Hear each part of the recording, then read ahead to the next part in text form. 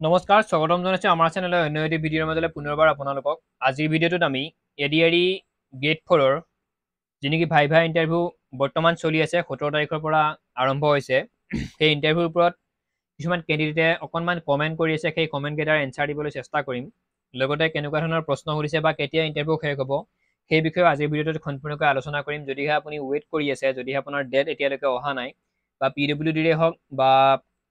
যিখিনি নেকি চাৰ্টিফিকেট আছিল ইলেক্ট্ৰিচিয়ানৰ তেওঁলোকৰো নেকি আইটিআইৰ যাৰ নেকি ভাইভা আছে তেওঁলোকৰ বাবে ভিডিঅ'টো সম্পূৰ্ণ উপযোগী হ'ব আৰু যিমানখিনিয়ে এডিআৰিৰ ভাইভা টেষ্ট দিও আহিছে 17-18 তাৰিখৰ যিমানখিনি হৈ গ'ল তেওঁলোকৰ বাবে ইম্পৰ্টেণ্ট সম্পূৰ্ণকৈ শেষলৈ ভিডিঅ'টো চাই থাকিব লগতে চেনেল যদি প্ৰথমবাৰ আহিছে আমাৰ চেনেলটি ছাবস্ক্ৰাইব কৰিব এনেধৰণৰ ভিডিঅ'সমূহ পাই থাকিবৰ বাবে তো পলম নকৰি মেইন যিটো টপিক মেইন যিখিনি কথা সেইখিনি কথাৰ ফালে আগবাঢ়িছোঁ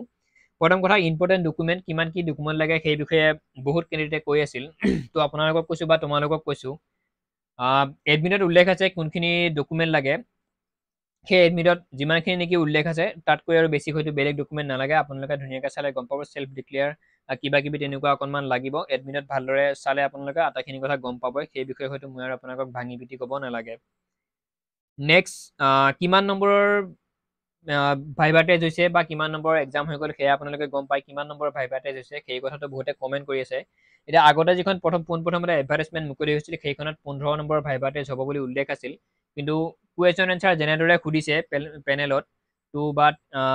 তেওঁলোকে গাৰ্ডখিনিয়ে যেনেদৰে কুৱেশ্যন কৰিছে তো সেইমতে বা মই যিমানখিনি কেণ্ডিডেটক টাচ কৰিছোঁ তেওঁলোকে কোৱাৰ মতে 5 নম্বৰ বা 6 নম্বৰ ভাইভা হৈছে আৰু মই মোৰ আগৰ ভিডিঅ'টো এটা এডিআইৰ ওপৰত ভিডিঅ'ত মই উদাহৰণ দি কৈছিলোঁ যে ভাইভা হয়তো 5 নম্বৰো হ'ব পাৰে বা 5 নম্বৰ ভাইভা হ'লে আপোনালোকে কিমান নম্বৰ পাব লাগিব তেনেদৰে এটা ভিডিঅ' মই আপলোড কৰিছিলোঁ ইয়াৰ আগত সেই ভিডিঅ'টোত মোক কোনোবা দুজনমানে কমেণ্ট কৰিছিল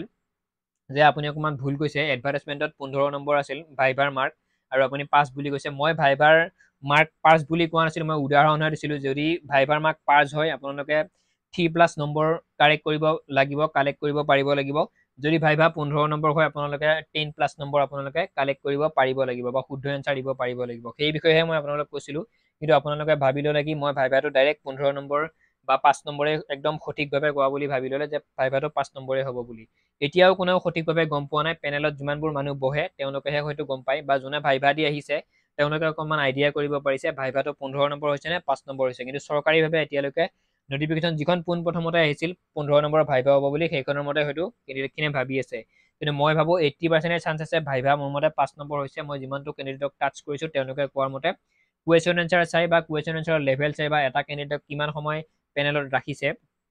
সেইখিনিৰ ওপৰত ভিত্তি কৰি ভাইভা 80% চান্স আছে যে আপোনালোকৰ ভাইভা 5 নম্বৰে হৈছে কিন্তু 15 নম্বৰো হ'ব পাৰে সেয়া কিছুদিন পিছতে ৰিজাল্ট অহাৰ পিছতে আপোনালোকে সম্পূৰ্ণভাৱে গম পাব এতিয়া হয়তো 5 নম্বৰ নে 15 নম্বৰ সেইটো ডেট আপোনালোকৰ মৰি গৈছে নেক্সট প্ৰশ্নৰ কথা আহিছে বহুতে সুধি আছে এটা ইম্পৰ্টেণ্ট কুৱেশ্যন আপুনি দিছিল আগতে এতিয়াও আমাক লাগে বা ইলেক্ট্ৰিচিয়ানৰ যিমানখিনি নেকি ভাইভা আহি আছে বা পিডব্লিউডি হয়তো বৰ্তমান চলি আছে বা যিমানখিনি 4th গ্ৰেডৰ আমাৰ জেনেৰেল যিমানখিনি কেণ্ডিডেট তেওঁলোকৰ ভাইভা হৈ আছে প্ৰশ্ন উত্তৰৰ ওপৰত তেওঁলোকে কমেণ্ট কৰি আছে প্ৰশ্ন বৰ বিশেষ টান একো প্ৰশ্ন সোধাই নাই আপোনালোকক 4th গ্ৰেডৰ ভাইভা যিহেতু ড্ৰেছিং চেঞ্চৰ কথা আপোনালোকে গম পায় মানুহজন ফৰ্মেল হ'ব লাগিব ভদ্ৰ হ'ব লাগিব কুৱেশ্যন এনচাৰ নিজৰ বিষয়ে সুধিছে ক'ত ঘৰ নিজৰ অঞ্চলটোৰ বিষয়ে সুধিছে নিজৰ দেউতাই কি কৰে সুধিছে সিমানেই সুধিছে বা চাকৰিটো কিয় লাগে দুই এজনক সুধিছে যে ডিগ্ৰী কৰি আছা নেকি বা কোনোবাই যদি কৈছে মই প্ৰাইভেট কামত ব্যস্ত আছোঁ প্ৰাইভেট স্কুলত কাম কৰি আছোঁ সেই কামটোৰ ওপৰত তেওঁলোকক প্ৰশ্ন কৰিছে বা নিজৰ দেউতাই কি কৰে চাকৰিটো কিয় বিচাৰে সিমানখিনিয়ে প্ৰশ্ন বৰ বিশেষ তাত একোৱেই হোৱা নাই মই যিমানটো কেণ্ডিডেটক টাচ কৰিছোঁ তেওঁলোকে কৈছে জাষ্ট আমাৰ পৰিচয়টো লৈছে আৰু আমি ক'ত কি কৰি আছোঁ সেইখিনিয়ে সুধিছে বা চাকৰিটো আমাক কিয় প্ৰয়োজন সেইখিনিয়ে সুধিছে বৰ বিশেষ একো সোধাই নাই আৰু কেইজনমানক হেনো সুধিছে নিজৰ দেউতাকে কি কৰে চাকৰিটো কিয় লাগে আৰু 20% মান কেণ্ডিডেটকে হয়তো দুই এটা টান প্ৰশ্ন সুধিছে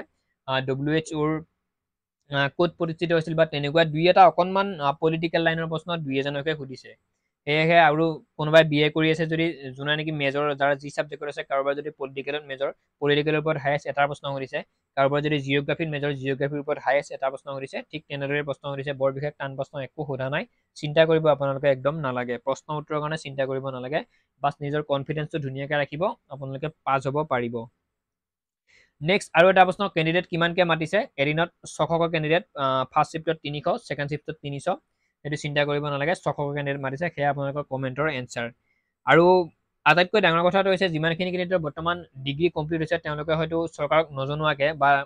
এমপ্লয়মেণ্ট এক্সচেঞ্জত নাম আপডেট নকৰাকৈ নিজৰ এডুকেশ্যন কোৱালিফিকেশ্যন লুকুৱাই কিনে তেওঁলোকে 4th গ্ৰেডৰ বাবে এপ্লাই কৰিছিল। তেওঁলোকেও হয়তো মনে মনে নিজে ভাবি আছে বা ভয় খাইও আছে, কিন্তু তেওঁলোককো ভাইভা দিব দিছে।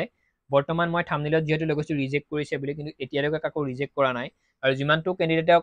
কিছুমান চেণ্টাৰত হয়তো সুধিছে যে তুমি ডিগ্ৰী কমপ্লিট কৰিছা নে নাই, কিছুমানে যদি কৰিছোঁ বুলি কৈছে তেওঁলোকৰ চাৰ্টিফিকেট বিচাৰিছে, কিন্তু এতিয়ালৈকে ৰিজেক্ট কৰা নাই। বা মই যিমানটো কেণ্ডিডেটক টাচ কৰিছোঁ বা যিমানখিনি খবৰ পাইছোঁ, এতিয়ালৈকে কাকো ৰিজেক্ট কৰা খবৰটো পোৱা নাই। পিছত হয়তো ৰিজেক্ট কৰিবও পাৰে, নকৰিবও পাৰে। আৰু যদি আপোনালোকক তেওঁলোকে সোধে, কিছুমান চেণ্টাৰত সুধি আছে বা কিছুমান কেণ্ডিডেটক বোলে সুধিছে যে এডুকেশ্যন কোৱালিফিকেশ্যন বা BA কমপ্লিট কৰিছে নেকি, কিছুমানক সুধিছে, কিন্তু কিছুমানক সোধা নাই। আৰু আপোনালোকক যাকেই নেকি সোধে, তোমালোকক যোনে নেকি সোধে, পেনেলত যদি সোধে আপোনালোকক, পেনেলত বহি থকা মানুহে যে তুমি BA পাছ কৰিছা নেকি বা BSc BCom কিবা উচ্চ শিক্ষিত নেকি তুমি বুলি সোধে, যদি আপোনালোকে সঁচা কথা ক'ব লাগিব। সঁচা কথা যদি ফাঁকি দিয়া, হয়তো আপোনালোকৰ চিষ্টেমটো অকণমান বেলেগ হ'ব বা আপোনালোকক ৰিজেক্ট কৰিব পাৰে। মই ভাবোঁ যিমানটো আপোনালোকৰ এডুকেশ্যন কোৱালিফিকেশ্যন আছে, যদি আপুনি উচ্চ শিক্ষিত বুলি কোৱাটোৱেই ভাল বুলি মই ভাবোঁ। নুসুধিলে নাই, সুধিলে সঁচা কথা ক'ব লাগে। সম্পূৰ্ণ ভিডিঅ'টো ইমানেই আছিল। প্ৰশ্ন উত্তৰ বৰ বিশেষ একো নাই। অসম হিষ্ট্ৰীৰ ওপৰত 2-এটা প্ৰশ্ন সুধিছে, বাকী বাহিৰা 2-এটা কিবা 20% মান প্ৰশ্নহে বাহিৰৰ পৰা সুধিছে। বাকী আমাৰ অসমৰ ওপৰতে প্ৰশ্ন সুধিছে, নিজৰ ডিষ্ট্ৰিক্টৰ কথা সুধিছে, নিজে কি কৰা বা নিজৰ পৰিচয় দিব দিছে, নিজৰ মাক দেউতাকে কি কৰে সেই বিষয়ে প্ৰশ্ন সুধিছে। ইয়াৰ নেক্সটত আমি ADAR গ্ৰেড 4ৰ ওপৰত ভাইভাৰ ওপৰত আৰু ভিডিঅ' আগবঢ়াম। যদি চেনেলত প্ৰথমবাৰ আহিছে চেনেলটো ছাবস্ক্ৰাইব কৰিব। সম্পূৰ্ণকৈ ভিডিঅ'টো শেষলৈ চোৱাৰ বাবে পুনৰবাৰ ধন্যবাদ জনাই আজিৰ ভিডিঅ'টিৰ সামৰণি মাৰিছোঁ। জয় আই অসম।